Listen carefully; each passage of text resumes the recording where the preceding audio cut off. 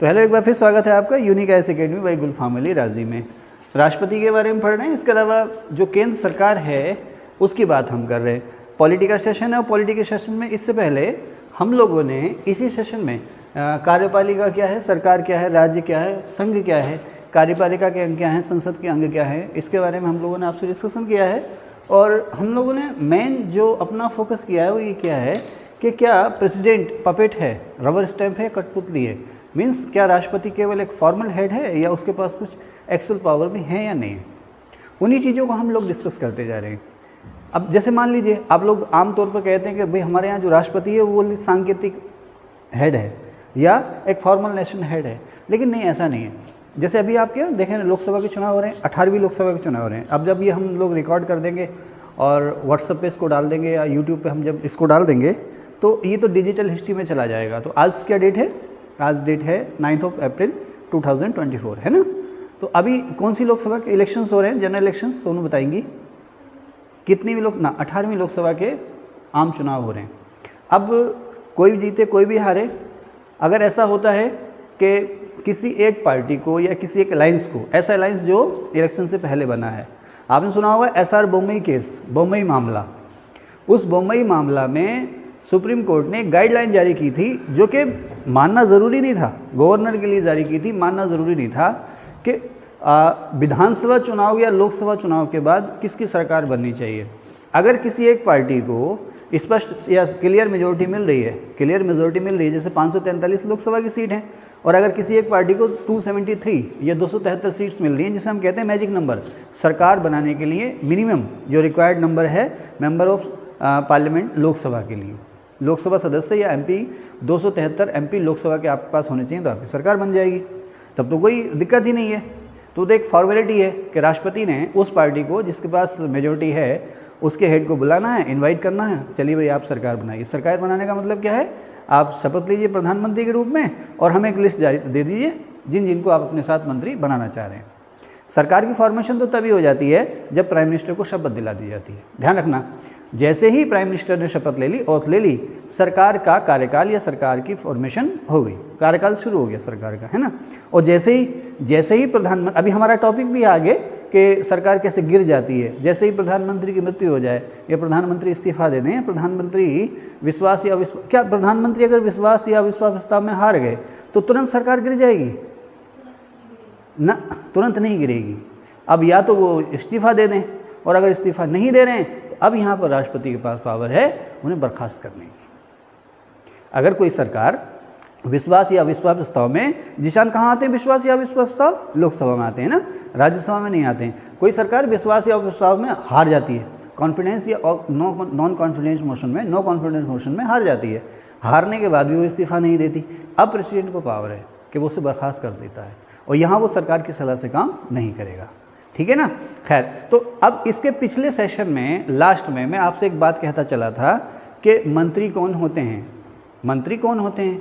तो मंत्री वो केंद्र सरकार में भी होते हैं, स्टेट गवर्नमेंट में भी होते हैं। उसके बाद मैंने कहा था कि पोर्टफोलियो या उन मंत्रियों का जो स्टेटस है वो राज्य मंत्री होगा, कैबिनेट मंत्री होगा या राज्य मंत्री स्वतंत्र प्रभार होगा। ये कौन डिसाइड करेगा? बिलाल आप बताओ, कौन डिसाइड करेगा? कोई मंत्री कैबिनेट मंत्री होगा, राज्य मंत्री होगा या राज्य मंत्री स्वतंत्र प्रभार होगा, ये कौन डिसाइड करेगा? प्रधानमंत्री डिसाइड करेगा, है ना। ये कौन डिसाइड करेगा? प्रधानमंत्री ही डिसाइड करेगा। क्या हमारे संविधान में उप मुख्यमंत्री और उप प्रधानमंत्री का जिक्र है कहीं? आसिया, उप मुख्यमंत्री उप प्रधानमंत्री का जिक्र है कहीं हमारे कॉन्स्टिट्यूशन में? नहीं है, समझ रहे ना। हमारे कॉन्स्टिट्यूशन में उप मुख्यमंत्री या उप प्रधानमंत्री जैसा शब्द नहीं है। बस ये राजनेताओं को संतुष्ट करने के लिए, कद्दावर राजनेता होते हैं, उनकी ईगो को संतुष्ट करने के लिए, या उनकी इमेज इतनी महत्वपूर्ण होती है कि उन्हें अन्य मंत्रियों से अलग हटके, प्रधानमंत्री चाहते हैं, मुख्यमंत्री चाहते हैं कि वो अलग हटके दिखें, सरकार में दर्जा उनका जो है कि नंबर 2 का ही दिखे, तो उप मुख्यमंत्री और प्रधानमंत्री जैसे पद सृजित हो जाते हैं। लेकिन इसका संविधान में कोई जिक्र है नहीं। चलिए खैर, तो अब कौन मंत्री होगा, कौन मंत्री नहीं होगा, ये सब डिसाइड करेगा प्रधानमंत्री। उसका दर्जा क्या होगा, ये सब डिसाइड करेगा प्रधानमंत्री। जैसे कि लास्ट सेशन में मैंने आपको बताया भी था कि यहाँ पर आर्टिकल 75 में साफ साफ लिखा हुआ है कि राष्ट्रपति प्रधानमंत्री को शपथ दिलाएगा, राष्ट्रपति प्रधानमंत्री को शपथ दिलाएगा और प्रधानमंत्री की सलाह पर अन्य मंत्रियों को शपथ दिलाएगा। इसका मतलब ये है कि मंत्री कौन होगा कौन नहीं होगा, इसमें जो रोल है वो प्रधानमंत्री का है। राष्ट्रपति का रोल यहाँ पर औपचारिक है, उसने केवल शपथ दिलानी है। इसके अलावा मंत्री इस्तीफा किसे देते हैं अपना? मंत्री अब वैसे फॉर्मली मंत्री अपना इस्तीफा राष्ट्रपति को देगा। क्यों? क्योंकि स्पष्ट लिखा हुआ है कि मंत्री राष्ट्रपति के प्रसाद पर्यंत अपने पद पर रहेगा। प्रसाद पर्यंत का मतलब क्या है कि जब तक हमारी इच्छा है। एक तो होती है जैसे सरकारी नौकरी, सरकारी नौकरी में क्या है कि एक बार आपका अपॉइंटमेंट हो गया, अब उसके बाद आसानी से आपको नहीं हटाया जा सकता। जिस ऑफिसर ने आपको अपॉइंट किया है, मान लीजिए आप क्या हैं, आप एक प्राइमरी या जूनियर स्कूल में टीचर हैं, तो जो आपकी अपॉइंटिंग अथॉरिटी है वो है जिला शिक्षा अधिकारी। तो उससे नीचे के अधिकारी जो हैं खंड शिक्षा अधिकारी या उप शिक्षा अधिकारी, वो आपको नौकरी से हटा नहीं सकते, वो आपको नौकरी से हटा नहीं सकते। उसी रैंक का अधिकारी आपको नौकरी से हटा सकता है, लेकिन वो भी नहीं हटा सकता। पहले आपको नोटिस देगा कि आपके खिलाफ ये शिकायत है या ये जांच चल रही है। उस नोटिस पे आपको जवाब देना होगा, अपनी बात रखने का अधिकार होगा। फिर आप पर चार्जशीट लगेगी, जिसे कहते हैं ना आरोप पत्र। फिर उसकी जांच होगी। जांच के बाद अगर फाइनल होगा कि हाँ आपने कुछ गलत किया है, तो आपको नौकरी से हटाने का आदेश जारी होगा। उसके बाद फिर कोर्ट बैठी है, हाई कोर्ट, सुप्रीम कोर्ट, है ना। अगर आप सही हैं तो कहीं ना कहीं तो बच ही जाएंगे, और आप गलत हैं तो कहीं ना कहीं तो फंस ही जाएंगे। लेकिन जो मंत्री होते हैं, चाहे वो राज्य में हो या केंद्र में हो, केंद्र में जो मंत्री होते हैं वो राष्ट्रपति के प्रसाद पर्यंत, यानी कि राष्ट्रपति जब चाहे उन्हें हटा सकते हैं। राज्य में जो मंत्री होते हैं वो राज्यपाल के प्रसाद पर्यंत, यानी कि राज्यपाल जब चाहे उन्हें हटा सकते हैं। लेकिन जो राष्ट्रपति या राज्यपाल हैं, राज्य में ये काम मुख्यमंत्री की सलाह पर और केंद्र में ये काम प्रधानमंत्री की सलाह पर करते हैं। ओके, समझ गए। डिपार्टमेंट किसे कौन सा मिलेगा, स्टेटस किसका क्या होगा, राज्य मंत्री, स्वतंत्र प्रभार या राज्य मंत्री या कैबिनेट मंत्री, ये सब प्रधानमंत्री और सीएम अपने अपने दायरे में खुद तय करते हैं। स्टेट में है तो सीएम और सेंटर में है तो पीएम। ओके, मंत्रियों का कार्यकाल कितना होता है? आमतौर पर वही जो सरकार का कार्यकाल होता है। और आप लोग देखते भी रहते हो अक्सर, जो जैसे स्मृति ईरानी आपने सुना होगा, काफ़ी कद्दावर नेता हैं। कभी ये मानव संसाधन विकास मंत्री हुआ करती थी, बाद में इन्हें क्या दे दिया गया, शायद कपड़ा मंत्रालय दे दिया गया। तो इनके विभाग बदलते रहते हैं, समझ रहे ना। किरण रिजिजू गृह राज्य मंत्री हुआ करते थे शायद, बाद में उनको मंत्रालय उनसे ले लिया गया था। तो सब ये प्रधानमंत्री और मुख्यमंत्री का विवेकाधिकार है। वो चाहे तो मंत्री का प्रमोशन भी कर सकता है, डिमोशन भी कर सकता है और मंत्री पद से हटा भी सकता है, विभागों में फेरबदल भी कर सकता है। जैसे अकबर के समय मनसबदारी थी ना, है ना, जिसको चाहा मनसबदार में लिया और जिसको चाहा मनसबदारी से हटा दिया, चाहा तो डिमोशन कर दिया और चाहा तो प्रमोशन कर दिया, है ना। उसी तरह से है आपका ये जो मंत्रालय हैं, आप देखते ना, राज्य मंत्री, कैबिनेट मंत्री और मंत्री, राज्य मंत्री, स्वतंत्र प्रभार। तो आप देखते ना 10,000 ही, 5,000 ही, 6,000 ही मनसबदार होते ना। वही सिस्टम तो चले आ रहे हैं। पहले तानाशाही थी, अब डेमोक्रेसी है। ओके, लेकिन मंत्री कौन होगा नहीं होगा, ये सब जो है विशेषाधिकार है प्रधानमंत्री और मुख्यमंत्री का। अब अगर मंत्री प्रधानमंत्री को इस्तीफा भेज देता है तो प्रधानमंत्री उस इस्तीफे को आगे राष्ट्रपति को भेज देंगे कि इसको सैंक्शन कर दो या मत करो। या मंत्री सीधे राष्ट्रपति को इस्तीफा भेज देता है, जो कि भेजना चाहिए अगर हटना है तो राष्ट्रपति जो है उस पर प्रधानमंत्री से सलाह लेते हैं कि भाई ये रिज़ाइन आ गया है, इस पर क्या करना है। ठीक है, अब जैसे कि मैंने यहाँ लिखा भी है, ये सारी चीज़ें जो मैंने अभी आपको बताई है वो सारी चीज़ें यहाँ पर लिख दी हैं। अब बात ये आती है सामूहिक उत्तरदायित्व क्या होता है। अब सामूहिक उत्तरदायित्व पढ़ने से पहले हम लोग क्या करते हैं, ये जो प्रधानमंत्री, मंत्री, मंत्रिपरिषद या सरकार की स्टेबिलिटी है ना, उस पर डिस्कशन करते हैं। आगे बढ़ने से पहले थोड़ी सी सांस ले लेते हैं, जरा रोक दीजिए। तो अब चलिए, जैसे कि मैंने यहाँ लिखा है प्रधानमंत्री, मंत्री, मंत्रिपरिषद या सरकार की स्टेबिलिटी। स्टेबिलिटी का मतलब स्थिरता, टिकना। ठीक है, आपको पता है कि आमतौर पर सरकारों का जो कार्यकाल होता है वो 5 साल का होता है। अब यहाँ पर मैं आपको बहुत सारी चीज़ें बता जाऊँगा, सारी बातों को ध्यान से सुनना आप लोग, ठीक है। और अगर आपके पास रफ कॉपी है तो उसमें लिख भी लेना, या फिर इस वीडियो को दोबारा चला करके फिर से देख लेना, ठीक है। सबसे पहले ये बता दें कि सरकार बनती कैसे है ना, एक थोड़ा सा आपका रिकैप जैसा हो जाएगा। हालांकि मैंने आप लोगों को पहले पढ़ा चुका हूँ और शायद इस पर एक वीडियो मैंने बनाई भी है थोड़ी सी। इलेक्शन हुए, जो हम लोकसभा की बात कर रहे हैं वो लगभग वही प्रोसेस जो है वो विधानसभा का है। ओके, इलेक्शंस हुए जिसे हम कहते हैं जनरल इलेक्शंस। आजकल चल रहे हैं ना 18th लोकसभा के इलेक्शंस चल रहे हैं, जिसे हम कहेंगे आम चुनाव। आम चुनाव समझते हैं ना, जब सारे हाउस का इलेक्शन एक साथ हो तो उसे हम कहते हैं आम चुनाव। आमतौर पर ये शब्द जो है विधानसभा और लोकसभा के बारे में ही आता है, आम चुनाव। ठीक है, इलेक्शंस हो रहे हैं साहब, 4 या 5 जून को काउंटिंग हो जाएगी। कब है काउंटिंग? 4 जून को काउंटिंग है, 4 को, ओके 4 जून को काउंटिंग हो जाएगी, काउंटिंग के बाद रिजल्ट आएंगे, आपको पता चल जाएगा। अच्छा ठीक है। अच्छा उसमें एक शब्द आता है एग्जिट पोल, ओपिनियन पोल, ये क्या होते हैं? चलिए इनकी बात फिर कभी बाद में, नहीं तो हमारा जो लेसन प्लान है बहुत लंबा हो जाएगा। हम जो है काउंटिंग करा देते हैं, काउंटिंग हुआ, इलेक्शन कमीशन ने रिजल्ट घोषित कर दिया है ना। अब पार्टियां, कई सारी पार्टियां हैं, party A B C D, अब मैं किसी पार्टी का नाम नहीं ले रहा, पता चला आप लोगों को ये बायसनेस तो नहीं कर रहे हैं, है ना। तो मान लीजिए कई सारी पार्टियां, चलो ऐसा तो कुछ नहीं है, Congress, BSP, Samajwadi party, Bahujan Samajwadi party, Samajwadi party, Congress, BJP और राष्ट्रीय जनता दल, और कौन सी फेमस पार्टियां हैं? बंगाल में तृणमूल कांग्रेस, है ना, और बिहार में राष्ट्रीय जनता दल और जनता दल यूनाइटेड। आप मुझे बताएंगे जनता दल यूनाइटेड के चेयरमैन कौन है? सोनू, बिहार में है जनता दल यूनाइटेड, उसके चेयरमैन कौन है? नहीं पता? सच में? आप बताएं। हाँ आप बताएं। जनता दल यूनाइटेड बिहार में, इस पार्टी के चीफ कौन है? हाँ शाबाश, नीतीश कुमार। राष्ट्रीय जनता दल के चीफ हैं लालू प्रसाद यादव, ओके। बहुजन समाजवादी की चीफ हैं मायावती, और तृणमूल कांग्रेस की चीफ हैं ममता बनर्जी, ओके। इससे हमारा कोई मतलब नहीं है। एक एग्जांपल सपोज, जैसे कि मान लीजिए एक हमारे यहाँ कौन सा अलायंस लड़ रहा है इलेक्शन? इंडिया अलायंस, और एक NDA अलायंस, है ना।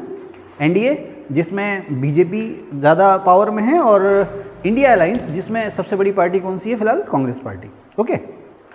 सपोज सुने ना, इलेक्शंस होता है, सपोज इंडिया जो NDA अलायंस है, BJP वाला जो NDA अलायंस है, उसको 273 से ज़्यादा सीटें मिल जाती हैं। 543 सीट है ना, उसको 273 से ज़्यादा सीट मिल गई, ठीक है साहब, कोई दिक्कत नहीं, 273 से ज़्यादा सीट मिल गई। इसी को हम कहते हैं मैजिक नंबर।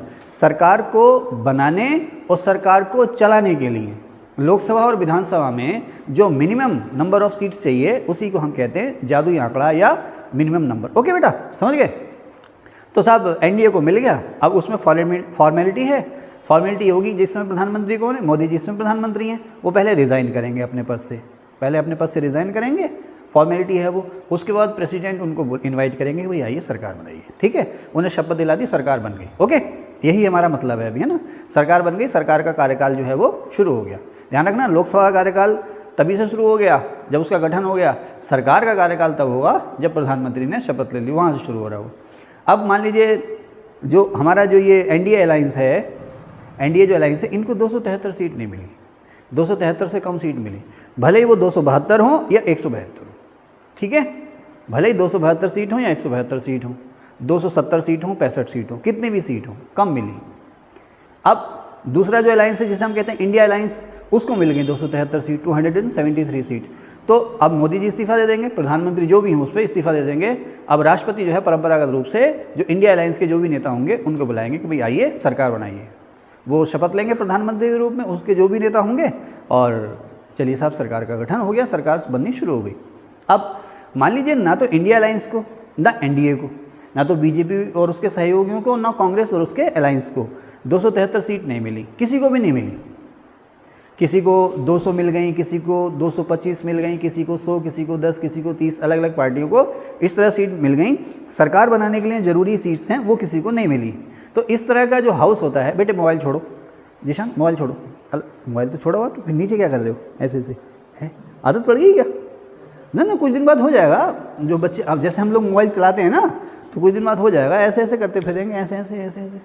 कल आ रहा है ना, तो पहाड़ से नीचे उतर रहा है, तो एक बच्ची ऐसी होगी 10-11 साल की, तो वो हम डाउन में जा रहे थे, वो अप आ रही थी, तो वो पैदल पैदल रास्ते में ऐसे ऐसे ऐसे ऐसे ऐसे करती आ रही थी। ऐसे मैंने दूर से देखा, मैंने कहा यार ये कोई इसका दिमाग तो ख़राब नहीं है, लेकिन बाद में देखा ऐसे ऐसे जैसे कि ढोलक बजाते हैं ना, इस तरह से अपने हाथों को करती आ रही थी।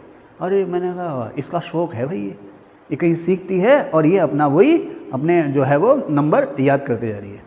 तो हाँ कुछ दिन बाद होगा, रात नींद में भी ऐसे ऐसे हुआ मोबाइल में ना। हाँ ओके, कहाँ थे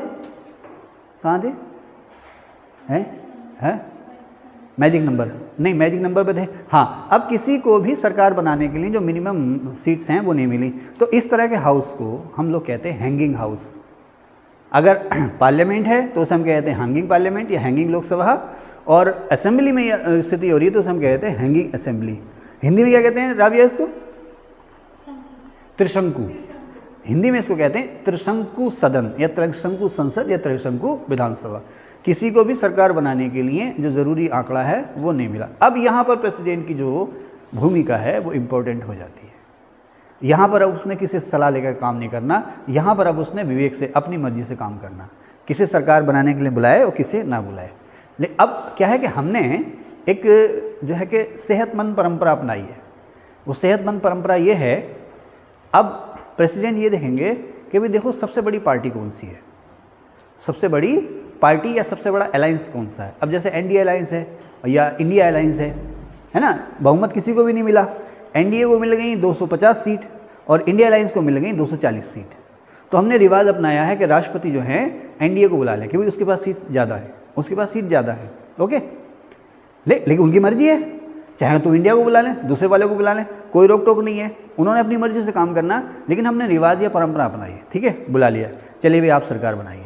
अब सरकार बना लिया तो अब राष्ट्रपति ने उनको शपथ तो दिला दी, लेकिन दिख रहा है कि भाई इनके पास सीटें नहीं हैं। तो वो उनसे कहेंगे कि भाई आप एक काम करें, आप 15 दिन के भीतर, एक हफ्ते के भीतर या एक महीना के भीतर जितना समय वो देना चाहें। आमतौर पर ज़्यादा से ज़्यादा जो समय दिया जाता है हमारे यहाँ 1 महीने का, और परंपरागत रूप से न कम ना ज़्यादा 15 दिन का समय दे दिया जाता है कि 15 दिन में आप अपनी मेजोरिटी प्रूव करो। ओके, समझ रहे बेटे, सुनते रहना। अब ये लेसन प्लान क्या लिखा है ना, अब मुझे बहने देना मैं जिधर को बहूँ, बहुत सी चीज़ें मुझे याद आ रही है, ठीक है ना, बहुत सी चीज़ें मुझे याद आ रही है, आपके काम आएंगी वो, और वो लिख लेना आप लोग, इस वीडियो को दोबारा चला करके ना उसको लिख लेना। अब ये राष्ट्रपति, और ऐसा ही विधानसभा में होता है, राज्यपाल के पास भी यही पावर है, अब वो जिसे चाहें उसे बुलाएं। लेकिन परंपरा हमने क्या बनाई है कि जो सबसे बड़ा अलायंस है वो, अच्छा कौन सा सबसे बड़ा अलायंस, जो इलेक्शन से पहले बना था, बाद वाला नहीं, जो इलेक्शन से पहले बना था, ठीक है। अच्छा कई बार ऐसा भी हुआ है कि जो इलेक्शन से पहले अलायंस बना था उसने मिलकर के चुनाव लड़ा, उसके पास सीटें भी सबसे ज़्यादा हैं, मेजोरिटी लायक सीटें नहीं है लेकिन सबसे ज़्यादा सीटें हैं। लेकिन एक ऐसी पार्टी है जो अकेले चुनाव लड़ी थी, वो किसी अलायंस के साथ मिलकर के चुनाव लड़ी, वो अकेले चुनाव लड़ी थी। अगर हम अलग अलग पार्टियों को बांटें, सुने ना, तो उस अलायंस को अलग छोड़ दें, माने उस अलायंस में भी जो पार्टियां हैं उनकी अलग अलग सीटें गिने, इस पार्टी की सीटें गिने, तो सबसे बड़ी पार्टी तो ये है। तो एक बार ऐसा हुआ है, मुझे याद है, ये वाकया जो है 96 का है, 1996 का। अगर मैं गलत नहीं हूँ, मैं गलत हूँ तो आप लोग मुझे माफ़ कीजिएगा। उस समय राष्ट्रीय मोर्चा या वाम मोर्चा, नेशनल फ्रंट या लेफ्ट फ्रंट, ऐसे करके कोई मोर्चा बना था, जिसमें सबसे बड़ी पार्टी जो होती थी जनता दल, आज के मुलायम सिंह यादव, लालू प्रसाद यादव, HD देवेगौड़ा, ये जो नेता हैं ना, सब उसी अलायंस में शामिल थे। लेकिन एक बीजेपी थी, भारतीय जनता पार्टी, अटल जी के समय, अटल बिहारी वाजपेयी जी के समय, तो उनके पास 150 या 51 सीटें थी, जितनी भी थी, यानी सबसे ज़्यादा सीटें उनके पास थी। अलायंस के पास उनसे भी ज़्यादा सीटें थी। जो अलायंस बना उसमें, उस अलायंस में कुछ लोग तो ऐसे थे जो इलेक्शन से पहले ही साथ जुड़ गए थे, कुछ ऐसे थे जो बाद में जुड़े थे, उनके पास सीटें ज़्यादा थी। लेकिन अगर अलग अलग पार्टी की बात करें तो बीजेपी के पास सीटें ज़्यादा थी। तो उस समय जो साथ हमारे प्रेसिडेंट थे वो थे KR नारायणन, उन्होंने बीजेपी को मौका दिया था, सबसे बड़ी पार्टी होने के नाते। मीडिया सभी कह रहे थे भी ये सरकार चलेगी नहीं, सरकार बहुमत सिद्ध नहीं कर पाएगी अपना, लेकिन उन्होंने अटल जी को मौका दिया था, सरकार बनाई थी। तब अटल जी ने 13 पार्टियों का अलायंस बनाया था, जिसका नाम ही पहली बार पड़ा था NDA, national democratic alliance, NDA।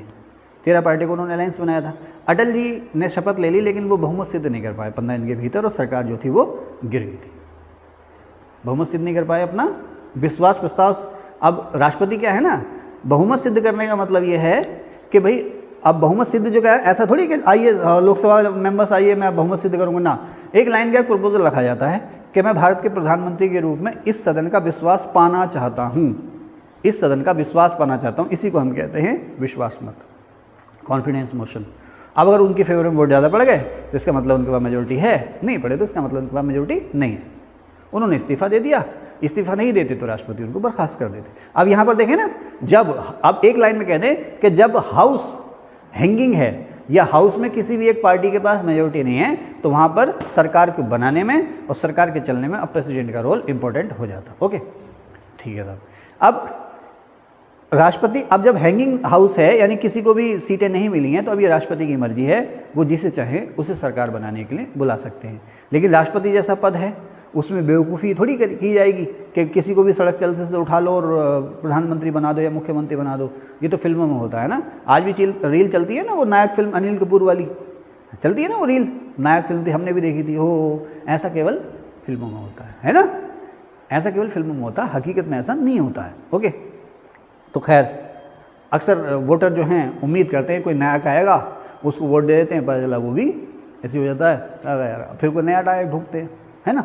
जनता इसी तरह से ठगती रहती है। कहाँ थे भी, ठगी जाती है, ठगती रहती है, जो भी है, अच्छे लोग भी हैं। कहाँ थे, कहाँ थे, हाँ, त्रिशंकु। अब यहाँ पर राष्ट्रपति का रोल है। चलिए साहब, अब राष्ट्रपति ने क्या किया, जो सबसे बड़ी पार्टी थी उसको बुलाया, वो अपनी मेजोरिटी प्रूव नहीं कर पाई, या उसने मना कर दिया कि भाई हम सरकार नहीं बनाएंगे। एक बार क्या हुआ था 1989 में, बीपी सिंह का प्राइम मिनिस्टर बने थे 1989 या 89 में, 1989 में विश्वनाथ प्रताप सिंह प्रधानमंत्री बने थे।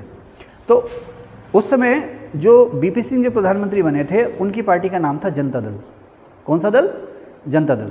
अब जनता दल, ये बीपी सिंह जो थे ना, इन्होंने कई सारी पार्टियों के साथ मिलकर के चुनाव लड़ा था, इन्होंने कई सारी पार्टियों के साथ मिलकर के चुनाव लड़ा था। अब जब इलेक्शन हुआ तो उसमें कांग्रेस सबसे बड़ी पार्टी के रूप में उभर के आई, लेकिन उसके पास इतनी सीटें नहीं थी कि वो अकेले दम पे सरकार बना ली थी, और उस समय कोई और पार्टी उनको सपोर्ट नहीं कर रही थी सरकार बनाने के लिए। जनता दल और ये जो अलायंस था, इनके पास सीट जो थी वो ज़्यादा थी। लेकिन राष्ट्रपति ने प्रधानमंत्री पद की शपथ दिलाने के लिए पहले राजीव गांधी से पूछा था कि क्या आप सरकार बनाना चाह रहे हैं, तो उन्होंने मना कर दिया कि भाई हमारे पास मेजोरिटी नहीं है, हम सरकार नहीं बनाएंगे। बाद में फिर बीपी सिंह को बुलाया गया था, समझे ना। तो राष्ट्रपति ने अक्सर रिवाज का पालन किया है, लेकिन वो उनका विशेषाधिकार है, वो चाहें तो उस रिवाज से हट भी सकते हैं, दाएं बाएं भी हो सकते हैं। खैर, अब चलिए साहब, सरकार बन गई। अब होता क्या है ना, वो ये जो गठबंधन सरकारें होती हैं ना, एक वो इसके बारे में एक कहावत भी आती है, क्या कहते हैं, भानुमति का पिटारा है, भानुमति का कुनबा, ऐसे करके कुछ कहते हैं ना। अटल जी ने सबसे पहले ये प्रयोग किया था, हालांकि उससे पहले जनता पार्टी प्रयोग कर चुकी थी, तो वो प्रयोग भी सफल नहीं हुआ था। फिर अटल जी ने प्रयोग किया, पहली बार तो वो फेल रहे, लेकिन अगली बार जब सन 2000 से लेकर के 2004 तक उन्होंने सरकार चलाई, एनडीए सेकेंड जो सरकार, एनडीए सेकेंड के नाम से, तो उन्होंने कई पार्टियों को साध करके एक साथ सरकार अपनी बनाई भी थी और चलाई भी थी। खैर, अब मान लीजिए अलायंस गवर्नमेंट है, बहुत अंदर की बातों में नहीं जाते हैं, शुरू जो खास मोटी मोटी बातें उनकी बात कर लेते हैं कि सरकार कैसे गिर जाएगी, सरकार कैसे गिर जाएगी अगर प्रधानमंत्री इस्तीफा दे दें। देखिए, सरकार का जो अस्तित्व है ना, वो प्रधानमंत्री के अस्तित्व पर टिका हुआ है, बस एक लाइन, प्रधानमंत्री के अस्तित्व पर। ये कह सकते हैं प्रधानमंत्री की सदस्यता तक। प्रधानमंत्री लोकसभा का सदस्य है या नहीं है, राज्यसभा का सदस्य है या नहीं है। प्रधानमंत्री ने इस्तीफा दे दिया, सरकार गिर गई तुरंत। प्रधानमंत्री के खिलाफ अविश्वास प्रस्ताव पास हो गया, सरकार गिर गई। प्रधानमंत्री विश्वास प्रस्ताव में हार गए, सरकार गिर गई। प्रधानमंत्री को लोकसभा की सदस्यता से अयोग्य घोषित कर दिया गया, प्रधानमंत्री पद के अयोग्य घोषित कर दिया गया किसी सक्षम न्यायालय द्वारा, सरकार गिर गई। खुदा ना खास्ता प्रधानमंत्री की मृत्यु हो गई, सरकार गिर गई। प्रधानमंत्री ने इस्तीफा दे दिया, सरकार गिर गई।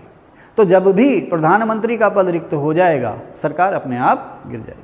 प्रधानमंत्री को बर्खास्त कर दिया गया, पूरी सरकार थोड़ी बर्खास्त होती है, प्रधानमंत्री या मुख्यमंत्री को बर्खास्त कर दिया गया, पूरी सरकार ही वो खत्म हो गई, ठीक है ना। अब जैसे ही चुनाव होंगे ना, जैसे ही प्रधानमंत्री इस्तीफा देंगे, इसका मतलब सारे जो मंत्री हैं उनका भी इस्तीफा ऑटोमेटिकली हो गया। इसी को कहते हैं बेटा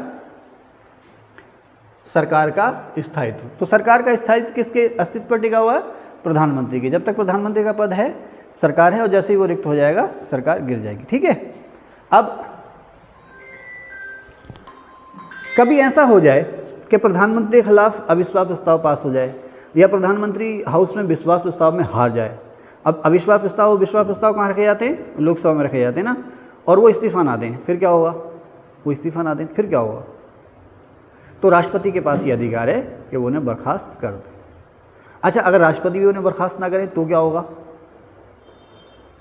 तो आपके पास अधिकार है, आप सुप्रीम कोर्ट में चले जाओ, सुप्रीम कोर्ट में चले जाओ, है ना। हालांकि हमारे यहाँ अभी ऐसा हुआ नहीं है, हमारा जो लोकतंत्र है, हमारी जो डेमोक्रेसी है, बहुत ही हेल्दी है, स्वस्थ है, हमारे ऐसा हुआ नहीं है।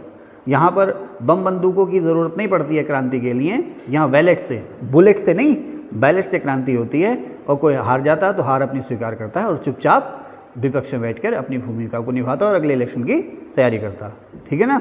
ऐसा नहीं कि जैसे पिछले इलेक्शन में डोनाल्ड ट्रंप हार गए थे ना, तो बड़ी मुश्किल से उन्होंने अपना पद छोड़ा था। खैर, जो भी है, हमारे यहाँ ऐसा नहीं होता है, ठीक है।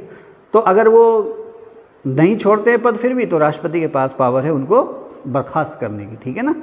अब तो ये बात हो गई सरकार के स्थायित्व की। अब सरकार का स्थायित्व माने मंत्रिपरिषद का स्थायित्व या स्टेबिलिटी, ठीक है। अब यहाँ पर ये बात आई थी सामूहिक जवाबदेही इसी में आप लिख सकते हैं मंत्री की जवाबदेही या व्यक्तिगत जवाबदेही, व्यक्तिगत जवाबदेही। अच्छा, जो एक लोकसभा सदस्य है, जैसे अभी लोकसभा का चुनाव हो रहा है, तो जो एमपी बनेगा, मेंबर ऑफ पार्लियामेंट, उसे हम लोकसभा का मेंबर भी कहते हैं, तो उसमें लोकसभा का मेंबर है, इसकी जवाबदेही किस किस के लिए होगी, इसकी रिस्पॉन्सिबिलिटी या अकाउंटेबिलिटी या उत्तरदायित्व किस किस के लिए होगा? हाँ हाँ, देखो जैसे ही मैं कार चलाता हूँ ना, सुनो यार, जैसे ही मैं कार चलाता हूँ तो जैसे ही मेरी स्पीड 70 या 72 से ऊपर जाती है, समझ रहे ना, तो वैसे ही मुझे घर वालों का ध्यान आता है। किसका ध्यान आता है? घर वालों का ध्यान आता है, मैं अपनी स्पीड कम कर लेता हूँ। इसे हम कहते हैं व्यक्तिगत या नैतिक जवाबदेही।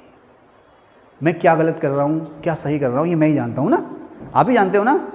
भाई आपका मन कर रहा है, चलो क्लास में मज़ा नहीं आ रहा और चुपके से फेसबुक की रील खोल लूँ साइलेंट करके, है ना। आजकल तो डिवाइस भी ऐसी आ रही है, सर को पता ही नहीं चलेगा कान में लगी है नहीं लगी, है ना। एक बार तो क्या हुआ, मैं पढ़ा रहा था और मैं किसी के बारे में कुछ बोलने लगा, एक बच्ची यहाँ बैठती थी, वो स्मार्ट डिवाइस आई थी, स्मार्ट वॉच नहीं दी, उसने सब रिकॉर्ड कर ली, रिकॉर्ड करके अगले दिन उससे सुना दी, वो मुझसे लड़ने आ गया। और मैंने कहा भाई भावनाओं पे नियंत्रण रखो, है ना, तो ऐसा काम तो नहीं करते हो। ठीक है, तो अब आपका मन तो कर रहा है ऐसा कर लूँ, लेकिन जो अंदर की जो है ना, अंदर जो कहते हैं ना अंतरात्मा होती है, कुछ अंतरात्मा कहते नहीं है, ये गलत है, ये नहीं करते, ये सही है, ये नहीं करते, होता है ना। हाँ, तो एक तो लोकसभा मेंबर की अंतरात्मा कि यार मैं इन लोगों के लिए जीता हूँ, तो मुझे इन लोगों के लिए ही काम करना है ना। रात को 11 बजे कोई फरियादी आया उनके पास परेशान होके, अब वो ये नहीं कह रहे क्या 11 बजे मुझे परेशान कर दिया, मैं नहीं यार इन लोगों ने मुझे वोट दिया है, मेरी इनके लिए जवाबदेही। तो सबसे पहले व्यक्तिगत रूप से अपनी अंतरात्मा के लिए जवाबदेही, जो कि ज़्यादातर की मर गई होती है ना, अंतरात्मा ज़्यादातर की मर गई होती है ना। हाँ, भारत में एक पेशा है, हमारे भारत में एक क्लास है पेशेवर लोगों की, उनकी अंतरात्मा नहीं होती है। मैं ऑनलाइन तो नहीं बता सकता, अभी ऑफलाइन तो मैं बता दूंगा, है ना। हमारे यहाँ भारत में एक पेशा ऐसा है जहाँ पर आप उनसे रहम की उम्मीद नहीं कर सकते। ठीक है, चलिए आगे, कहाँ थे, हंस रहे हो, कहाँ थे। हाँ, अंतरात्मा की, अपनी अंतरात्मा के लिए वो जवाब दे, प्लस जो उसके क्षेत्र की जो जनता है उसके लिए भी वो जवाब दे, उसके लिए जवाब दे, नहीं तो अगले इलेक्शन में चल भैया सत्ता पलट देंगे हम तो। और किसके लिए? वो अपनी पार्टी के लिए भी जवाबदेह है, वो अपनी पार्टी की विचारधारा के लिए जवाबदेह है, वो पार्टी का जो अध्यक्ष है उसके लिए जवाबदेह है। लोकसभा का अगर वो सदस्य रहता है तो लोकसभा के जो नियम कानून हैं, प्रक्रियाएं हैं, उनके लिए जवाबदेह। अभी जैसे देखा ना, वो क्या थी, महुआ मोहित्रा, है ना, महुआ मोहित्रा। अब हमें नहीं पता केस चल रहा है, क्या सही है क्या गलत है, हमें इससे कोई लेना देना नहीं है। उन पर आरोप लगा कि भाई इन्होंने जो है कि किसी के कहने पर प्रश्न पूछे, किसी के प्रलोभन देने पर प्रश्न पूछे, तो इस आरोप में उनकी सदस्यता जो थी वो खत्म हो गई। यानी कि लोकसभा के नियम कानूनों का आपने उल्लंघन किया। मैं फिर से कहूँ, ये सही है गलत है, हमें इससे कोई लेना देना नहीं है। जो हमने सुना वो अभी उन पर ट्रायल चल रहा है, जब मुकदमा होगा, फाइल होगा तो बदल जाएगा, दूध का दूध पानी का पानी। ठीक है, तो उन पर आरोप लगा कि भाई आपने लोकसभा के नियम कानूनों का उल्लंघन किया है, तो उनको उनकी सदस्यता से हटा दिया गया। तो चेयरमैन, स्पीकर के लिए जो लोकसभा के नियम कानून हैं, संसदीय नियम कानून हैं, उनके प्रति वो जवाबदेह है। ठीक है ना। अब यही मेंबर अगर मंत्री भी बन जाता है, तो अपने मंत्रालय के लिए भी ये जवाबदेह है। और अब मंत्रालय जब ये मंत्री बन गया तो मंत्री के रूप में ये प्रधानमंत्री के लिए भी जवाबदेह है। तो अब यहाँ पर एक बात आती है कि जो मंत्री होता है, मिनिस्टर, सेंटर में या स्टेट में जो मिनिस्टर होगा वो किस किस के लिए जवाबदेह होगा। तो अब देखो बेटे, यहाँ दो चीज़ें आती हैं, एक इंडिविजुअल या पर्सनल अकाउंटेबिलिटी और एक ग्रुप अकाउंटेबिलिटी, व्यक्तिगत जवाबदेही और सामूहिक जवाबदेही। व्यक्तिगत रूप से पर्सनली वो जवाबदेह है सेंटर में प्रधानमंत्री के लिए और स्टेट में चीफ मिनिस्टर के लिए। राष्ट्रपति या राज्यपाल मत कह देना, अच्छा अगर वो अच्छा काम करेंगे तो वो शाबाशी पाएंगे, गलत काम करेंगे तो निष्कासन पाएंगे। आप लोग देखते ही हो, है ना, होता ही है ना कि भाई उन्हें मंत्री पद से हटा दिया गया और अगली बार पता चलो तो चुनाव में टिकट ही नहीं मिला। तो व्यक्तिगत रूप से कोई भी मंत्री जो है राज्य में मुख्यमंत्री के लिए और केंद्र में प्रधानमंत्री के लिए जवाबदेह। अब ये बात आती है सामूहिक जवाबदेही, सबकी जवाबदेही। मंत्री जो है वो मंत्रिपरिषद का सदस्य है।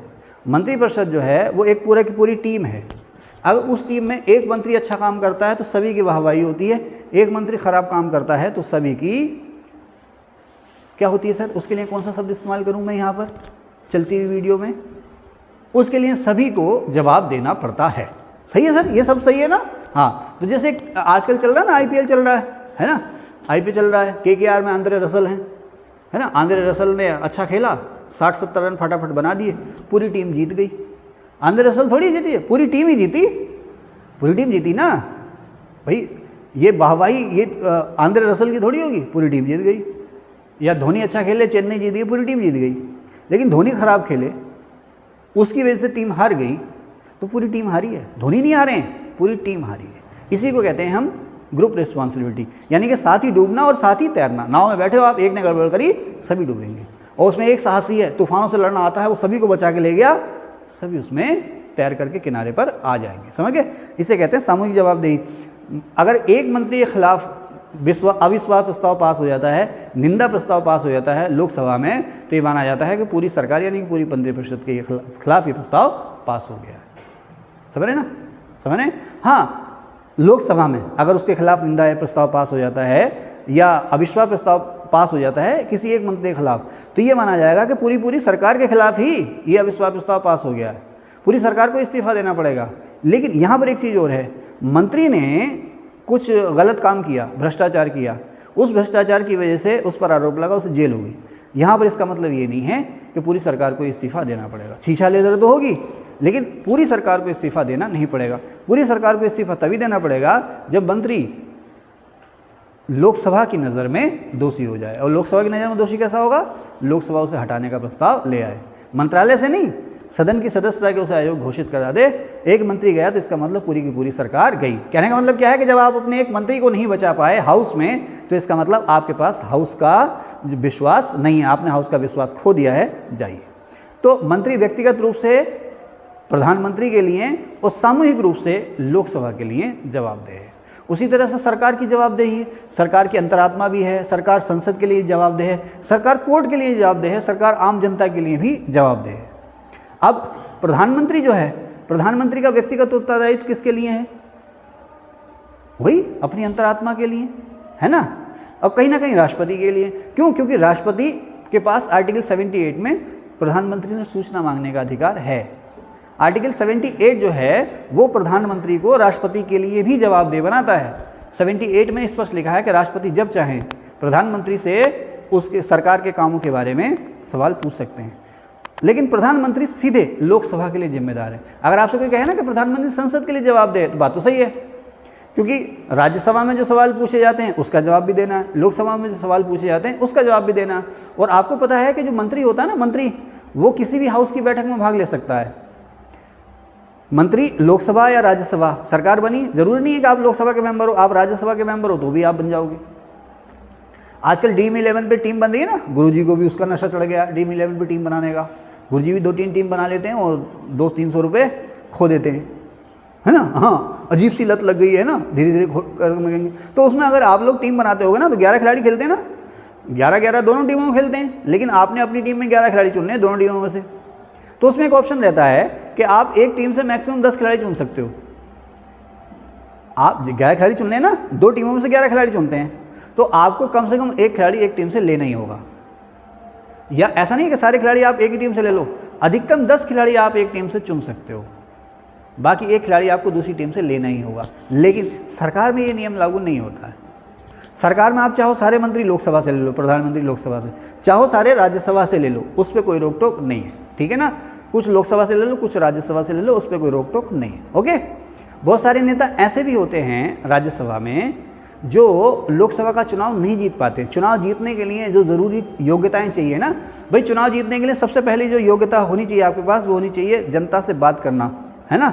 जनता से आपके संबंध कैसे हैं, वोटर से आपके संबंध कैसे हैं। आप बहुत योग्य हैं, ईमानदार हैं, कार्यकुशल हैं, लेकिन आप जो है ना, आपका जो कम्युनिकेशन स्किल है वो अच्छी नहीं है, तो जो आम जनता है उससे आपका तालमेल बेहतर नहीं है, इसलिए आप हार जाओगे। लेकिन आप इतने योग्य हो कि आपकी योग्यता सरकार को बेहतर ढंग से चलाने में काम आएगी, तो आपको राज्यसभा का मेंबर बना दिया जाता है, और राज्यसभा का मेंबर बना करके चले भाई आप मंत्री बन जाइए। एस जयशंकर जी जो हैं वो भारतीय विदेश सभा में रहे, अब उनको विदेश मंत्री बनाया गया है, तो राज्यसभा के सदस्य हैं। लोकसभा का चुनाव इस बार भी नहीं लड़ रहे हैं, वो राज्यसभा के मेंबर हैं, वो मंत्री हैं। स्मृति ईरानी 2 बार इलेक्शन हारी थी अमेठी से, एक आध बार शायद दिल्ली से भी हारी थी, लेकिन उनको 2 बार लोकसभा से हारने के बाद भी राज्यसभा में भेज करके मंत्री बनाया गया, ठीक है ना? तो आप किसी भी हाउस के मेंबर हो सकते हैं मंत्री बनने के लिए, ज़रूरी नहीं है केवल एक ही हाउस के हो। आप मंत्री हैं तो आप लोकसभा में भी बोल सकते हैं, राज्यसभा में बोल सकते हैं। आप राज्यसभा के मेंबर हैं मंत्री होने के नाते आप लोकसभा में बोल सकते हैं। आप लोकसभा के मेंबर हैं, राज्यसभा के नहीं हैं, मंत्री होने के नाते आप राज्यसभा में भी बोल सकते हैं, लेकिन वोट नहीं देंगे। वोट आप उसी हाउस में देंगे जिसके आप मेंबर हैं। उसी तरह से स्टेट में आप विधानसभा के मेंबर हैं तो आप विधान परिषद में भी बोल सकते हैं, लेकिन वोट केवल विधानसभा में देंगे। आप विधान परिषद के मेंबर हैं, विधानसभा में भी बोल सकते हैं, लेकिन वोट केवल विधान परिषद में देंगे। ये मंत्रियों का विशेषाधिकार है। मंत्री, अटॉर्नी जनरल, भारत का महान्यायवादी, ये किसी भी हाउस में बोल सकते हैं। अटॉर्नी जनरल को तो वोट देने का अधिकार नहीं है, और मंत्री केवल उसी हाउस में वोट देगा बेटा जिसका वो मेंबर होगा। ठीक है, आगे चलें। तो ये बात मैंने कुछ की मंत्रियों की व्यक्तिगत जवाबदेही, सामूहिक जवाबदेही। ठीक है, और पिछले सेशन में आपको बता चुका हूँ कि मंत्रियों को जो शपथ दिलाई जाती है वो राष्ट्रपति के द्वारा दिलाई जाती है, लेकिन उसी को जिसकी सलाह करें प्रधानमंत्री, जिसके बारे में सलाह दें प्रधानमंत्री। अब यहीं पर एक सवाल आपसे पूछ लिया जाता है कि जो 91वां संशोधन है संविधान में, जिसने केंद्र और राज्य सरकारों में मंत्रियों की संख्या सीमित की है, वो क्या है? बताएंगे आपको, पहले सांस ले लें। तो अब जब भारत में मिलीजुली सरकारों का दौर शुरू हुआ, अब देखो फिर यहीं पर एक शब्द आ गया मुझे ध्यान में, मिलीजुली सरकार। तो मैंने अभी देखो पहले कहा ना, मुझे बहने देना, लेसन प्लान तो यह है मेरे सामने चल रहा है, लेकिन बहने देना एक्चुअली क्या होता है ना, अगर सामने से क्वेश्चन आते तो बड़ा मज़ा आता। पॉलिटी में और हिस्ट्री में जब सामने से क्वेश्चन आते हैं ना, तो बहुत सी नई नई चीज़ें निकल के आती हैं। बहुत सा अंदर है जो मैं आपको चाह कर भी नहीं बता पाता, भूल जाता हूँ। तो अब क्या है कि जब मुझे ध्यान आता तो मैं खुद ही बता देता हूँ। अब यहाँ पर जैसे मैंने कहा ना मिली जुली सरकार, तो ये क्या होती है भाई? मिली जुली सरकार, एक पार्टी की सरकार, बहुदलीय सरकार, बाहर से समर्थन, भीतर से समर्थन। सोनू याद हो रहा का बताओ, बाहर से समर्थन क्या होता है? सोनू जल्दी बताओ, बाहर से समर्थन ये क्या होता है? तो सुन जल्दी बताओ, बाहर से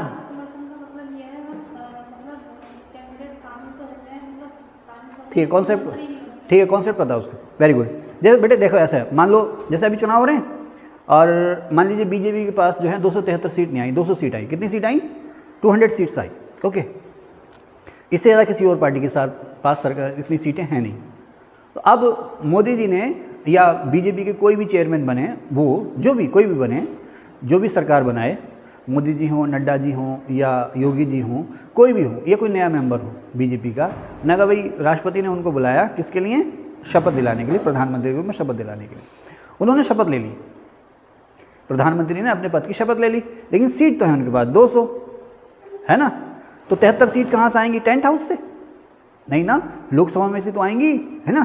तो अब उन 73 सीटों का इंतज़ाम कहाँ से होगा?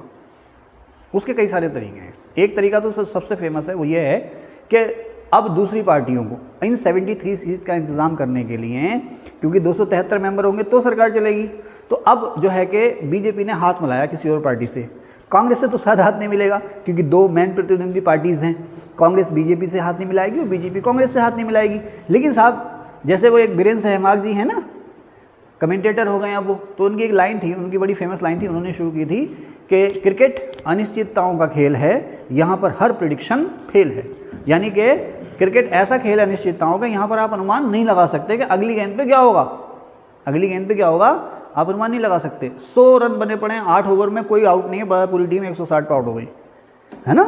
तो कुछ भी उसमें आप पूर्वानुमान नहीं लगा सकते।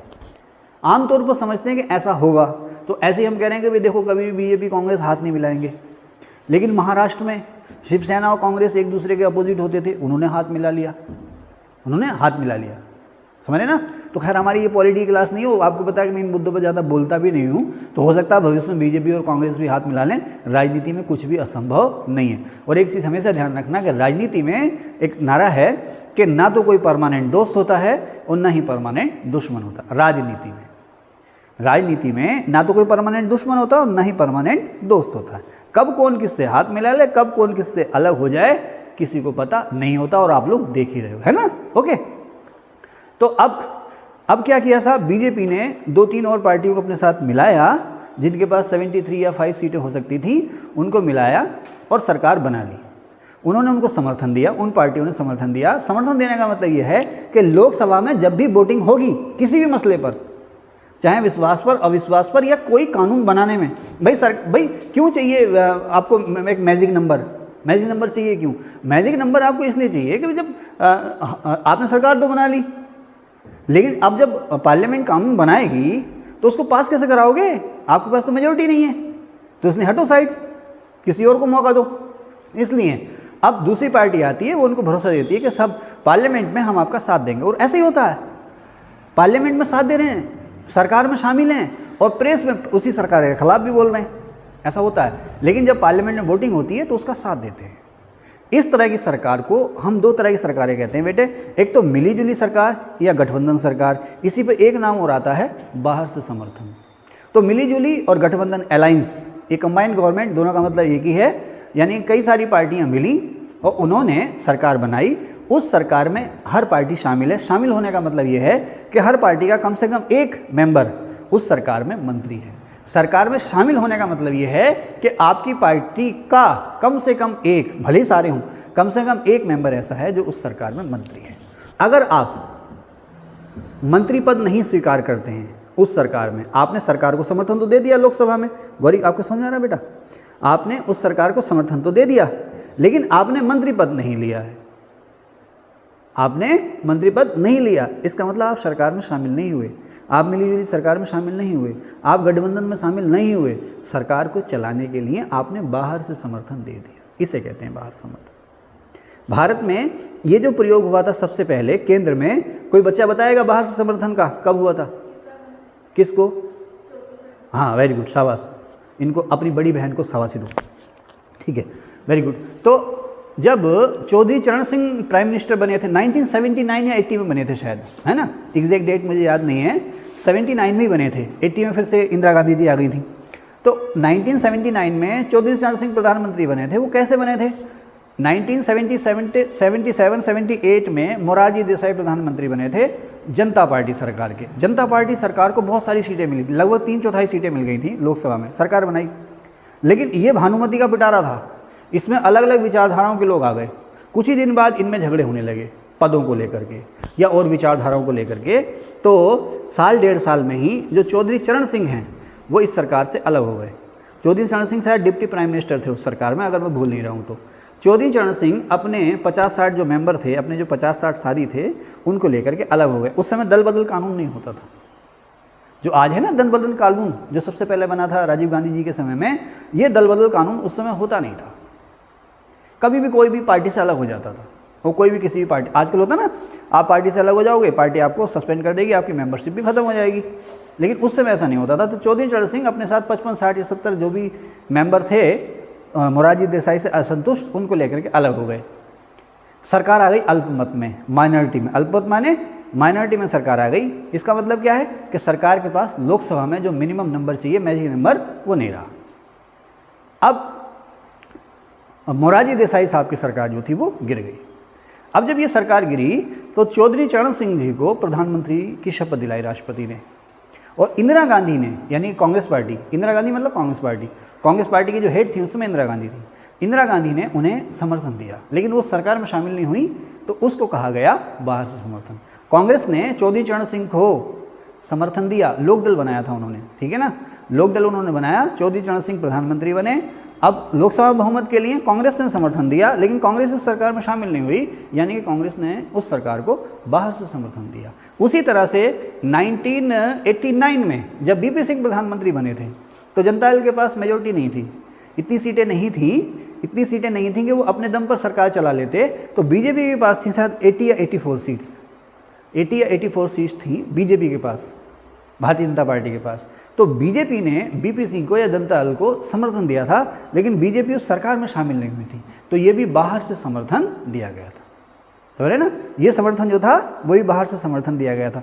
उसके बाद जब बीपी सिंह ने इस्तीफा दिया, बीपी सिंह को इस्तीफा देना पड़ा, क्योंकि उनके खिलाफ या तो अविश्वास प्रस्ताव पास हो गया था या विश्वास प्रस्ताव में हार गए थे। खैर जो भी ये सरकार उनकी चली गई थी, क्योंकि जनता दल के बहुत से मेंबर उनसे अलग हो गए थे। खास करके चंद्रशेखर जी बलिया से सांसद हुआ करते थे। ये ज़्यादा लंबा तो नहीं हो रहा, सुनते रहना बेटा, है ना। बीपी सिंह जी के बाद ये प्रधानमंत्री बने थे 91 में, 1990 या 91 में, ठीक है ना। बीपी सिंह की सरकार गिर गई, चंद्रशेखर अलग हो गए। मुझे शायद याद है उनके पास 55 या 56 मेंबर उनके साथ अलग हो गए जनता दल से। अब चंद्रशेखर जी प्रधानमंत्री बने। कौन बने? चंद्रशेखर प्रधानमंत्री बने और उन्हें बाहर से समर्थन दिया राजीव गांधी ने, यानी कि कांग्रेस पार्टी ने। कुछ समय बाद, 4 या 5 महीने बाद कांग्रेस ने समर्थन वापस ले लिया, सरकार गिर गई, लोकसभा भंग हो गई और नए चुनाव कराने पड़े। उसी तरह से 4-5 महीने बाद ही चौधरी चरण सिंह से कांग्रेस ने अपना समर्थन वापस ले लिया था, लोकसभा भंग हो गई, नए इलेक्शन कराने पड़े थे। ठीक है ना, तो समझ गए बेटा, अलायंस या गठबंधन सरकार और बाहर से समर्थन क्या होता है, समझ गए आप? ओके, तो अब कहाँ थे हम? यहाँ पर। हाँ, ये बात मेरे दिमाग में यहाँ से आई ना कि जब गठबंधन सरकार बनती है, जब 2, 3, 4 या 5 या 6, 7 पार्टियां मिलकर के सरकार बनाती हैं, अब प्रधानमंत्री के लिए वो सरदर्द हो जाता। वैसे अभी भी गठबंधन सरकार है, 2014 से लेके अब तक भारत में गठबंधन सरकार ही है, लेकिन ये अब किस लिए है ये मुझे नहीं पता। 2014 में एनडीए ने मिलकर के चुनाव लड़ा था, नेशनल डेमोक्रेटिक अलायंस, एनडीए ने मिलकर के चुनाव लड़ा। 2019 में भी एनडीए ने मिलकर चुनाव लड़ा। ये दोनों भाई, बीजेपी के पास इतनी सीटें थी, वो चाहती तो अपने दम पर ही सरकार बना लेती। बीजेपी के पास इतनी सीटें थी, वो चाहती तो अपने दम पर सरकार बना लेती, उसे किसी के समर्थन की ज़रूरत नहीं थी, लेकिन उसने गठबंधन धर्म निभाया शायद, यानी कि अपनी पार्टियों को साथ रखा, और जो गठबंधन के यानी कि अलायंस में उनके साथ मिलकर के जो चुनाव लड़े थे, उन लोगों को भी उन्होंने मंत्री पद दिया। भारत में इस समय भी गठबंधन सरकार ही है, जिसे हम कहते हैं एनडीए की सरकार। अब इस समय थोड़ी स्थिति अलग है।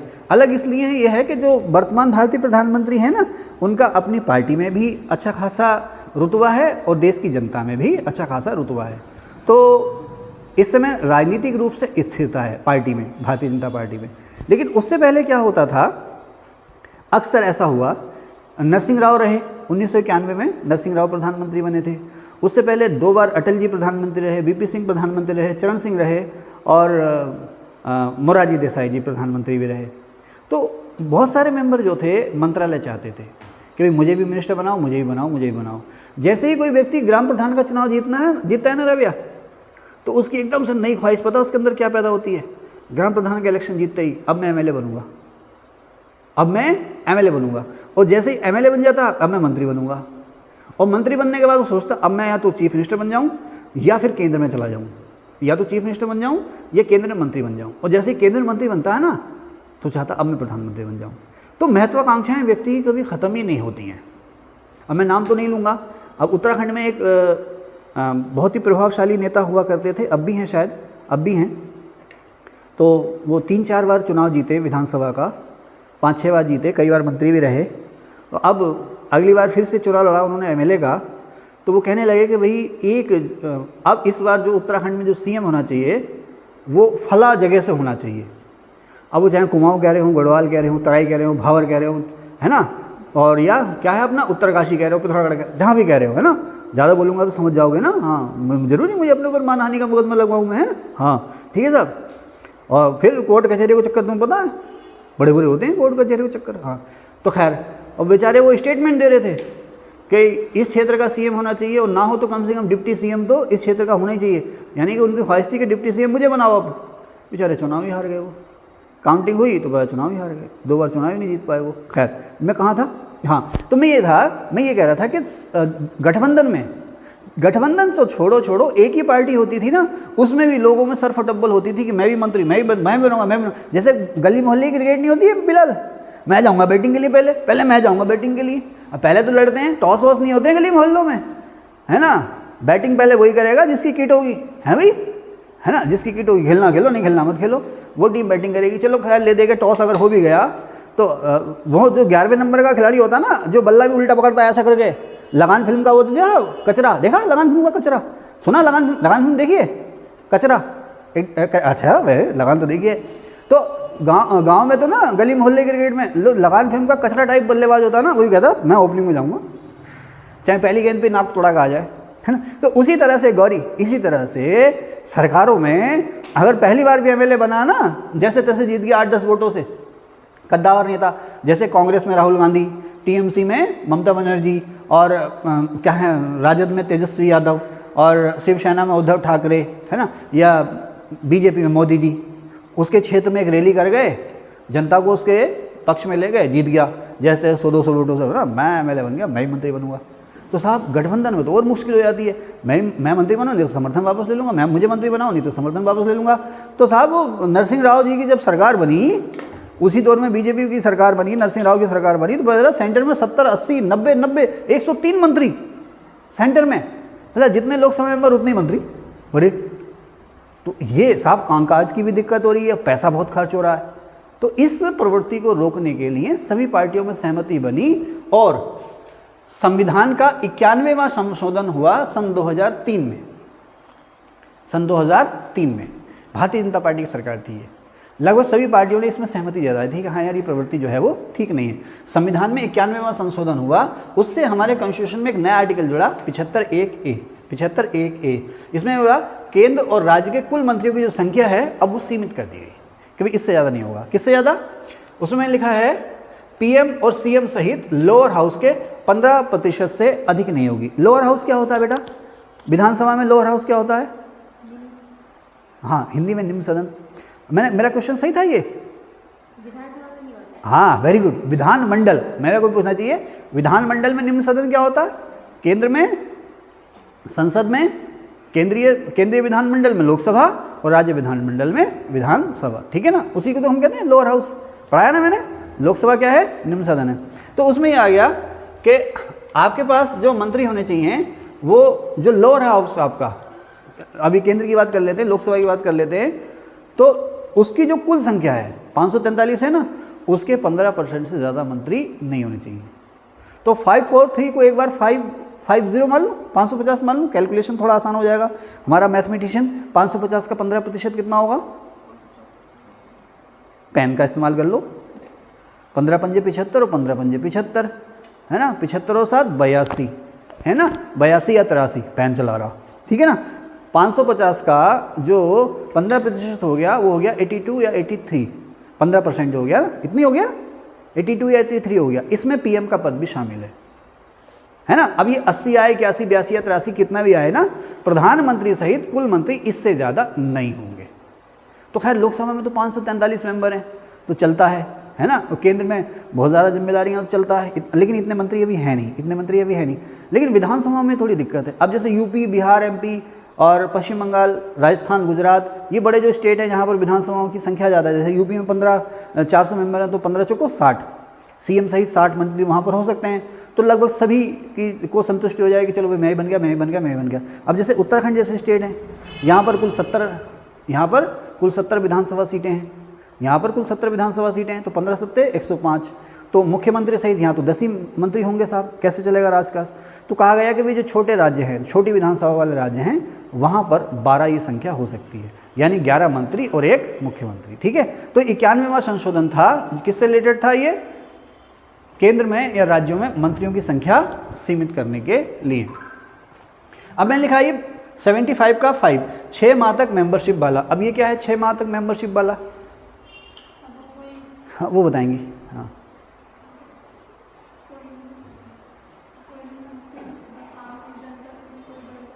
हाँ ठीक है, कॉन्सेप्ट क्लियर है उनको कि देखो मंत्री बनने के लिए आमतौर पर आपको लोकसभा या राज्यसभा का मेंबर होना चाहिए। लेकिन अगर आप लोकसभा या राज्यसभा के मेंबर नहीं हैं, बाकी सारी योग्यताएं रखते हैं कि भारत के नागरिक हैं और कम से कम कितनी उम्र? 25 साल, कम से कम आपकी 25 साल उम्र है, 2 चीज़ें है ना, तो भी आपको मंत्री बनाया जा सकता है। प्रधानमंत्री आपको मंत्री के रूप में शपथ दिला सकते हैं, लेकिन शर्त यह है कि आप 6 महीने के भीतर लोकसभा या राज्यसभा के मेंबर बन जाएं, ठीक है। अच्छा, एक बार क्या हुआ कि किसी को मंत्री बना दिया, अब वो साहब 6 महीने गुजर गए, लेकिन वो लोकसभा या राज्यसभा का मेंबर ना बन पाया, चुनाव हार गया, उसको दोबारा से फिर मंत्री बना दिया। उसको फिर सुप्रीम कोर्ट ने, एक हमारे गांव में कहा हुआ था, धार पे ले लिया। भाई ये क्या है? ये तो घोर अनैतिकता है। तो अब इस प्रवृत्ति पर रोक लग गई है। अगर आप 6 महीने के भीतर चुनाव नहीं जीत पा रहे हो तो भैया जाओ, अब अगली बार जब इलेक्शन हो तो चुनाव जीत के आना, फिर सोचेंगे तुम्हें बनाए कि ना बनाए। जैसे अभी हमारे यहाँ सीएम बने थे ना तीरथ सिंह रावत जी बने थे सीएम हमारे यहाँ पुष्कर सिंह धामी से पहले। तो ये लोकसभा मेंबर थे, पौड़ी से थे शायद, पौड़ी से है ना, इस बार तो टिकट कट गया। पौड़ी से लोकसभा मेंबर थे, तो लोकसभा के सदस्य रहते हुए इन्हें मुख्यमंत्री की शपथ दिलाई दी थी। तो खैर उन्होंने पहले इस्तीफा दे दिया और शर्त ये थी कि भाई 6 महीने के भीतर आपने विधानसभा का चुनाव जीतना होगा। तो खैर वो उन्होंने पहले इस्तीफा दे दिया, तो ये नौबत आई नहीं। ओके, अब यहीं पर एक चीज़ और है कि मंत्रियों के वेतन भत्ते कितने होंगे, तो ये संसद तय करती है। अक्सर साल 2 साल 3 साल में संसद जो है वो मंत्रियों के वेतन भत्ते रिवाइज करती रहती है। आपसे कोई पूछे कि मंत्रियों के वेतन भत्ते कौन तय करता है, संसद कानून बना करके, ठीक है। फिर नेक्स्ट आता है कि आर्टिकल 77 का 1, भारत सरकार की सभी कार्यवाहियाँ राष्ट्रपति के नाम से होंगी। कुछ नहीं, भारत सरकार के जो आदेश जारी होते हैं वो राष्ट्रपति के हस्ताक्षर या नाम या मोहर से जारी होते हैं। आपसे पूछ सकता है कि कौन सा आर्टिकल कहता है कि भारत सरकार की सभी कार्यवाहियाँ राष्ट्रपति के नाम से होंगी, 77(1). फिर भारत सरकार के कार्यों को अधिक सुविधापूर्वक किए जाने के लिए और इन कार्यों के मंत्रियों में आवंटन के राष्ट्रपति को नियम बनाने की शक्ति है, 77(3) ये कहता है। इसका मतलब कुछ नहीं है, इसका मतलब ये है कि राष्ट्रपति चाहें तो नए नए मंत्रालय और नए नए विभाग बना सकते हैं और कुछ मंत्रालय विभागों को मर्ज भी कर सकते हैं। एक ही मंत्रालय को तोड़ करके अलग अलग मंत्रालय बना सकते हैं और उसे किसी व्यक्ति को या किसी मंत्री को सौंप सकते हैं। इसका कहने का मतलब जो है वो ये है। अब आती है बात सूचना प्राप्ति। आर्टिकल 78 में राष्ट्रपति का सूचना पाने का अधिकार है ना। बताते हैं, एक थोड़ी सी सांस ले लें। वैसे सांसें तो ले रहे लेकिन एक तसल्ली सुकून वाली सांस ले लें। मिलते हैं अभी। अब प्रेसिडेंट को आर्टिकल 78 में सरकार से जवाब मांगने का अधिकार दिया गया, सूचना मांगने का अधिकार दिया गया, यानी कि राष्ट्रपति के पास भी राइट टू इन्फॉर्मेशन या RTI है। वो क्या है? आर्टिकल 78। आर्टिकल 78 ये कह रहा है 78(8) का A, प्रशासन व विधान। विधान माने कानून, विधान का मतलब कानून, प्रशासन माने जो भी दैनिक कामकाज हो रहा है आपका। प्रशासन व विधान संबंधी मंत्रिपरिषद के सभी विनिश्चय, विनिश्चय माने डिसीजन, प्रधानमंत्री राष्ट्रपति को देंगे। इसका मतलब क्या है कि प्रशासन यानी कि जो रोज़मर्रा के काम है वो और संसद में जो कुछ भी चल रहा है वो, उन सभी कामों की जानकारी जो है प्रधानमंत्री राष्ट्रपति को देंगे। अच्छा, ये नहीं लिखा है कि कितने समय में देंगे, कब देंगे, ये लिखा है कि राष्ट्रपति को देंगे। अर्थात 78(a) किसकी ड्यूटी की बात कर रहा है? प्रधानमंत्री की ड्यूटी की बात कर रहा है कि आप जो हैं सरकार के और संसद के, विधान माने संसद के कामों की जानकारी राष्ट्रपति को देंगे। कितने दिनों में देंगे ऐसी कोई बाउंडेशन नहीं है, ध्यान रखना है ना, ऐसी कोई बाउंडेशन नहीं है। अब ये प्रधानमंत्री का कर्तव्य है। ओके, फिर आप लोग देखते हो ना अक्सर फोटो छपती है अखबार में कि आज प्रधानमंत्री जी ने राष्ट्रपति से शिष्टाचार भेंट की, तो यही तो होता है, वो जानकारियाँ देना, भाई ये चल रहा वो चल रहा है ना। फिर 78(b), प्रशासन में विधान संबंधी मंत्रिपरिषद के सभी निर्णय राष्ट्रपति मांगे तो देने होंगे। अब उसने कह दिया प्रशासन में विधान, इसका मतलब सभी कुछ है। प्रशासन और जो संसद है उसके जो भी निर्णय हैं, किसके निर्णय? मंत्रिपरिषद के। मंत्रिपरिषद के सभी विनिश्चय मान्य निर्णय राष्ट्रपति अगर मांगे तो प्रधानमंत्री को देने होंगे। समझे ना? ओके, ये राष्ट्रपति को कुछ विवेकाधीन शक्तियां देता है। प्रधानमंत्री सूचनाएं दी, उस पर सवाल उठा दिए, या सरकार कुछ सूचनाएं नहीं दे रही हैं तो राष्ट्रपति सूचनाएं वो मांग सकते हैं। ये उसको कुछ वास्तविक शक्तियां मिल रही हैं, यहाँ पर वो किसी मंत्रिपरिषद की सलाह से काम नहीं कर रहा है। ठीक है।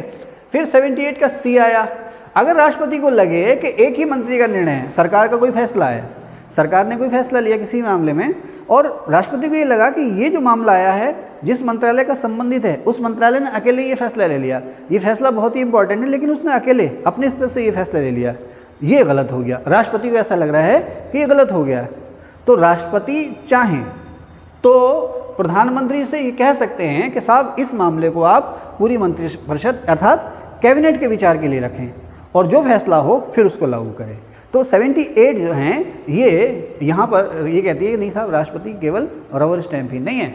ओके, अब संसद के अंग के रूप में राष्ट्रपति की शक्तियाँ, संसद के अंग के रूप में भी राष्ट्रपति की शक्तियाँ हैं। सत्र को आहूत करना, सत्र माने सेशन, लोकसभा और राज्यसभा संसद के सत्र होते हैं, आपको पता है।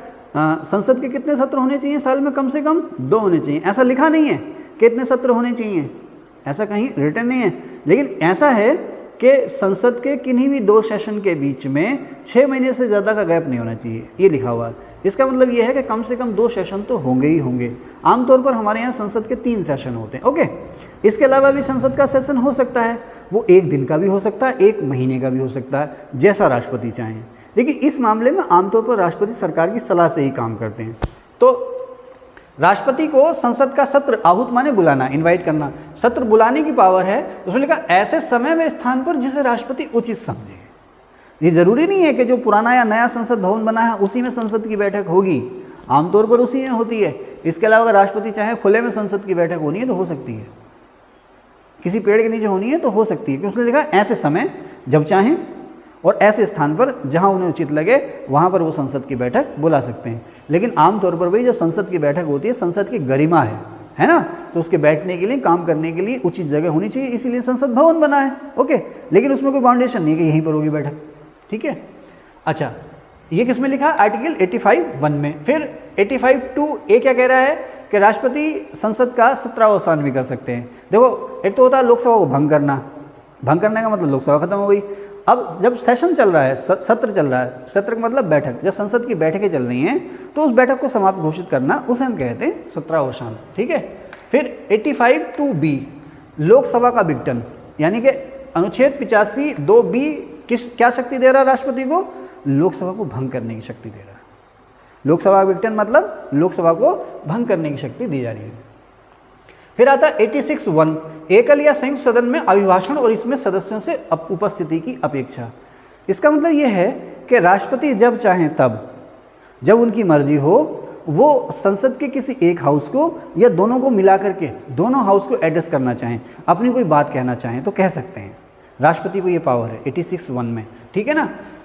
एकल या संयुक्त सदन में, यानी कि या तो किसी एक सदन में, लोकसभा या राज्यसभा में, या दोनों हाउस में, अगर अपनी बात रखना चाह रहे हैं, अभिभाषण माने एड्रेस, अपनी बात रखना चाह रहे हैं तो अपनी बात कह सकते हैं। इसके लिए वो सेशन बुला सकते हैं और मेंबर से ये उम्मीद कर सकते हैं, अपेक्षा मतलब उम्मीद कर सकते हैं कि आपको आना चाहिए। अब देखें, यहाँ पर कंपलसरी नहीं है, उन्होंने क्या है कि वो अपेक्षा कर सकते हैं कि मेंबर उस सेशन में आएँ, यहाँ पर कंपलसरी नहीं है, आएँ तो ना आएँ तो, लेकिन राष्ट्रपति ने सेशन बुलाया है, जाना चाहिए, ठीक है। 86(2) संसद में विचाराधीन किसी बिल पर संदेश भेजने की शक्ति, सीधे सीधे लिख देते हैं वन लाइन किताबों में कि राष्ट्रपति को सदन को संदेश भेजने की शक्ति है। इसका मतलब ये है कि संसद में, ध्यान रखना, मैसेज भेजना, मैसेज भेजने का मतलब ये है कि मान लो आज मैं क्लास में नहीं आया, मैंने एक मैसेज भेजा कि तबस्सुम मैं आज नहीं आ पाऊंगा और तुम क्या काम करना, हमारा जो कल का लेसन प्लान था वो पेंडिंग है, उस पर ऐसे कर लेना, वैसे कर लेना, ये कर लेना, वो कर लेना, ठीक है ना। मैसेज भेज दिया ना मैंने। उसी तरह से प्रेसिडेंट को ये पावर है कि हाउस में अगर कोई बिल पेंडिंग है, हाउस ना कह करके मैं कहूँ पार्लियामेंट, पार्लियामेंट में कोई बिल पेंडिंग है, किसी बिल पर कामकाज चल रहा है, किसी बिल पर कार्यवाही चल रही है हाउस में, फिर से हाउस निकल गया मेरे मुंह से, पार्लियामेंट में, संसद में कोई बिल लंबित है, कोई बिल पेंडिंग है, उस पर डिस्कशन चल रहा है, ठीक है ना। ध्यान रखना, संसद में चल रहा है, संसद में रखा नहीं गया, उससे कोई लेना देना नहीं, संसद ने उसको पास कर दिया है, उससे भी कोई लेना देना नहीं। संसद में किसी बिल पर कार्रवाई चल रही है तो उस बिल पर राष्ट्रपति चाहें तो अपना मैसेज भेज सकते हैं कि यार इस बिल पर ये करो या ये मत करो। मैसेज का मतलब ये तो हो गया, इसको इस तरह से करो, वैसे करो, ये करो, वो मत करो, ये जल्दी करो, धीरे करो, वो अपना मैसेज भेज सकते हैं। अब अगर वो ऐसा मैसेज भेजते हैं, अब वो सरकार की सलाह पर नहीं भेज रहे हैं, ये मैसेज अभिभाषण देना या मैसेज भेजना वो सरकार की सलाह की जरूरत नहीं है, ये उनकी विवेकाधीन शक्तियाँ। अब अगर ऐसा होता है तो सदन यानी कि लोकसभा या राज्यसभा जो भी है सुविधानुसार शीघ्रता से विचार करेगा। देखो यहाँ पर भी टाइम बाउंडेशन नहीं है, राष्ट्रपति ने मैसेज कर दिया, अब हाउस विचार तो करेगा, लेकिन कब करेगा ये तय नहीं है। उसने कहा शीघ्रता से, अब वो शीघ्रता कितनी होगी, 1 घंटे की, 1 साल की, क्योंकि उसने एक चीज़ और भी लिख दी ना, सुविधानुसार।